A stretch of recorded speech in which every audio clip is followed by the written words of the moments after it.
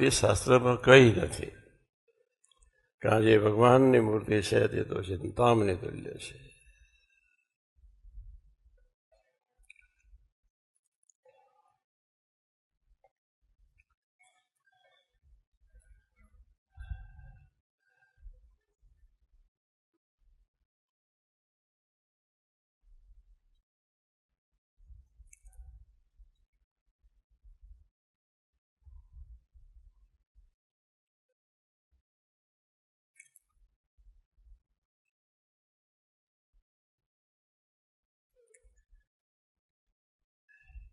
સહેલામાં સહેલી અદભુત વાત ભગવાન સ્વામિનારાયણે કરી.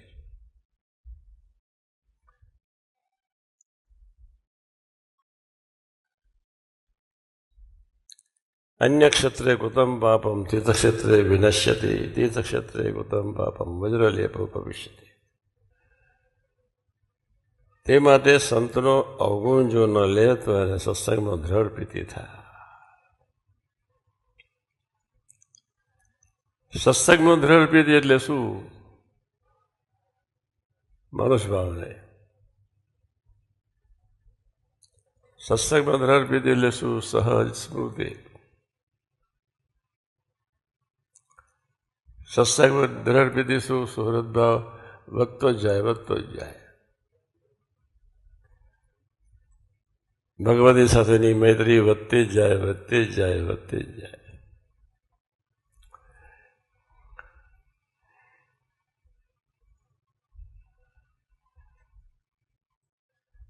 પહેલો પેરેગ્રાફ સિદ્ધ થાય તો છેલ્લો પેરેગ્રાફ સિદ્ધ થાય, ને છેલ્લો પેરેગ્રાફ સિદ્ધ થાય તો પહેલો પેરેગ્રાફ સિદ્ધ થઈ જાય.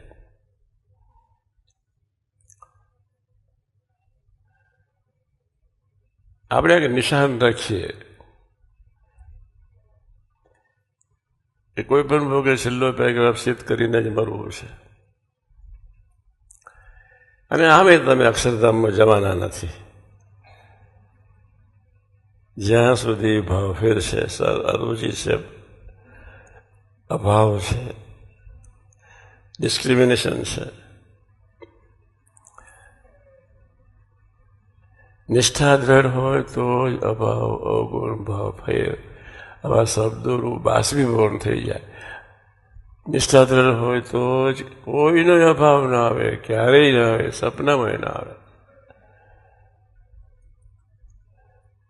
ભગવાન સ્વામિનારાયણ આવા બસ સર્વોપરી સદા દિવ્ય સાકાર કરતા હતા અને મંગલકારી. આપણે બધાએ ભગવાનને સર્વોપરી માનવાના છે. જ્યાં સુધી બીજાનો અભાવ આવે છે, બોલાય છે, સંભળાય છે, મનન ચિંતન થાય છે, ત્યાં સુધી નિષ્ઠા જ નથી. તો નિષ્ઠા જ નથી એટલે એન્ટ્રી છે જ નહીં. યાદ રાખજો.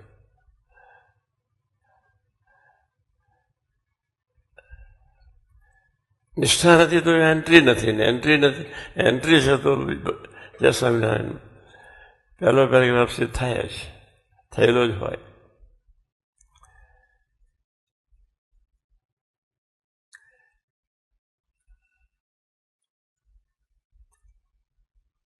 બાપાએ સીધી સાદી વાત આપણી આગળ મૂકી.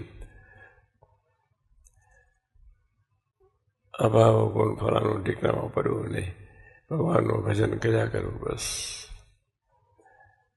ભેંસના સિંહના ભેંસને ભારે આપણે માથે લઈને ન ફરવા એ સ્વામીજી 1000 વખત નહીં, 2000 વખત નહીં, લાખ વખત બોલ્યા છે. બાહ્ય દ્રષ્ટિ છે તો બીજાનું જોવાય છે, બાહ્ય દ્રષ્ટિ નહીં હોય તો બીજાનું જોવાનું મન થવાનું છે જ નહીં.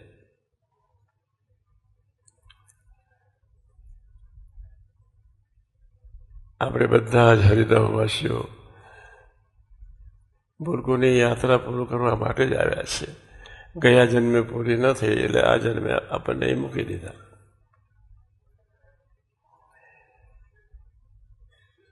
આ જન્મે જો અજમત કરી તો ફરી પાછું તો જય સ્વામી. બેમાંથી એક પેરેગ્રાફ સિદ્ધ કરવાનો છે કે પહેલો કરો કે છેલ્લો કરો, વચનાથ પહેલાનો. એટલે હું છેલ્લો પેરેગ્રાફ વાંચું છું આજે. જેની તમને ખબર છે, ક્યારે રુચિને ભાવને ભાવે ને શા માટે પણ સૌની ડાયરી બોલવે, આપણે શું બીજો નહીં બોલવે તો શાંતિથી બિચારાને મોકલશે, શું ઉતાર છે?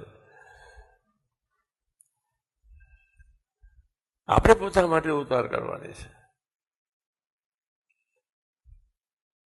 કોઈ પણ ભોગે સ્વરૂપ એકતા સિદ્ધ કરીને જ મરવું છે. કોઈ પણ ભોગે નિર્દોષ બુદ્ધિ દ્રઢ કરીને જ મરવું છે. સુહૃદ ભાવ દ્રઢ થાય તો નિર્દોષ બુદ્ધિ દ્રઢ થાય, ને નિર્દોષ બુદ્ધિ દ્રઢ થાય એટલે સુહૃદ ભાવ દ્રઢ થઈ જાય. એક જ સિક્કાની બે સાઈડ છે. નિર્દોષ બુદ્ધિ દ્રઢ થાય તો સુહૃદ ભાવ દ્રઢ થઈ જાય, નિર્દોષ બુદ્ધિ દ્રઢ થાય તો સુહૃદ ભાવ દ્રઢ થઈ જાય.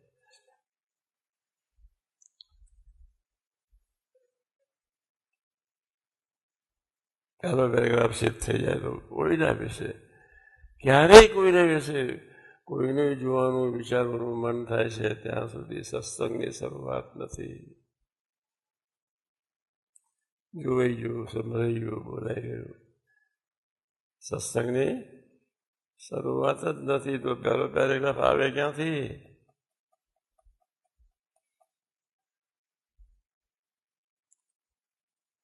જાગજો. જ્યાં સુધી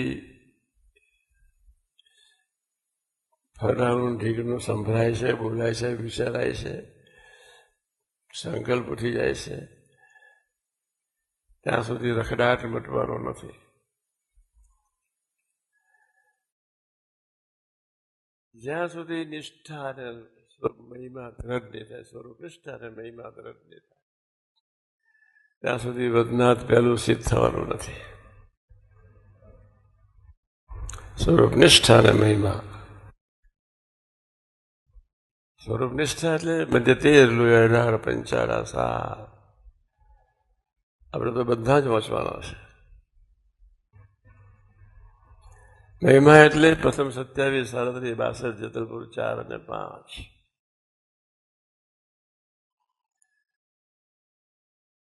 સ્વરૂપ નિષ્ઠા અને મહિમા.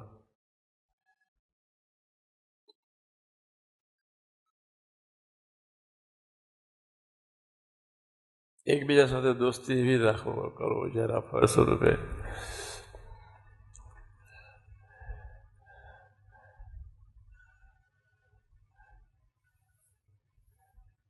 અખંડ સંબંધે જીવી લેવાય.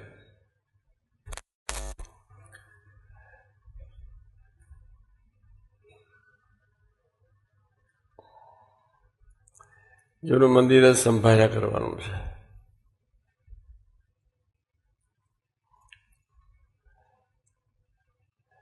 અઢાર વર્ષ સુધી વિજ્ઞાન સ્વામી સાથે રહ્યા.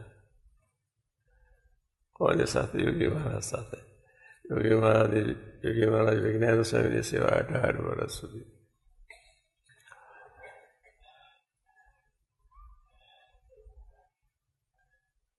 બાપા કેટલા સરળ, કેવો અપરંપાર મહિમા સમજતા છે. બીજી બાજુ વિજ્ઞાન સ્વામીને યોગી મહારાજને ક્યારેય સંકલ્પ ન ઉઠ્યો કે હું ક્યારે જોડ બદલું.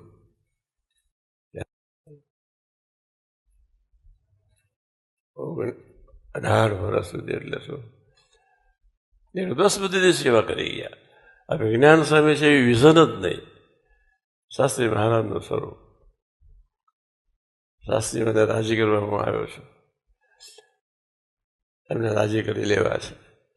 મારી આજુબાજુ શાસ્ત્રી મહારાજ સિવાય કોઈ છે જ નહીં. એવા ભાવથી યોગી મહારાજ જીવી ગયા. આપણે બધા એ રીતે જીવી લેવાનું છે જ.